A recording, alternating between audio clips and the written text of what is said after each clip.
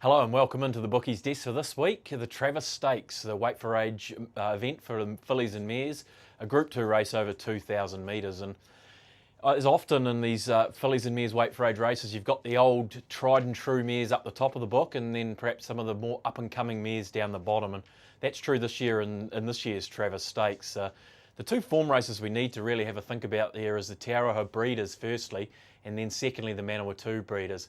In the Te Aroha Breeders for fillies and mares, they all come out of the top, and I refer to, of course, our favourite in Lady Kipling. She ran fourth in the race, strong finish behind Say No More and Fleur de Lune.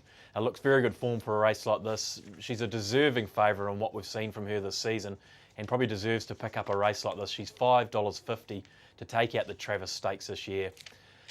Second favourite is Postman's Daughter, up the top there at $7. And gee, if we get to reward it for consistency, she'd be the winner of this race. She just runs beautifully everywhere. She was second last time out at Ellerslie behind Veyron. She was 8th in the Te Aroha Breeders behind Fleur de Lune and Say No More. And yeah, she's in again, 2,000 metres. You know she run well for you at $7. She's actually the third favourite in the race.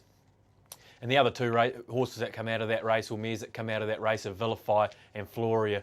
And they're proven at this class, and they'll run you very, very good races. They're both around that $10 quote. Representing the up-and-comers, firstly, O Filly for Wayne Marshman. She started a $3.50 favourite in the Manawatu Breeders there last time out and was running on late. Noel Harris sticks with the ship, and gee, she gets heavily supported anytime she ever goes out. So she's a mare with a big opinion. People have got a big opinion of her. She's very, very well supported wherever she goes. And at $6.50, the second favourite in the race, we know she's going to be well backed again. The other one coming out of the same race, Insurgent and Dolmabache, both running not too bad races. Insurgent, a little bit of a victim of circumstance, caught back in the field. Was running on, expect to see an improved run from her. And Dolmabache, having its first run back from Australia, was a nice eye catcher, will be improved for the run, and Dolmabache would have to be some sort of chance at $15. So what I can recommend for you this week is to run the tape over those two races if you can, the Te Aroha Breeders and the Manawatu Breeders, and you'll go close to the winner. The one last horse I should mention is the filly down the bottom. She gets the weight relief, and that's Joy's Choice. She carries 53.5. Michael Coleman gets aboard this filly, and that's got to be some sort of good indication that she's ready to run a race.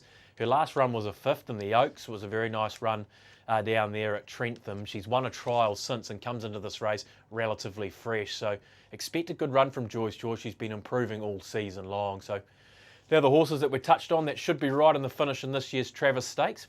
Good luck with your investments. We'll see you back next Thursday for the Bookies desk.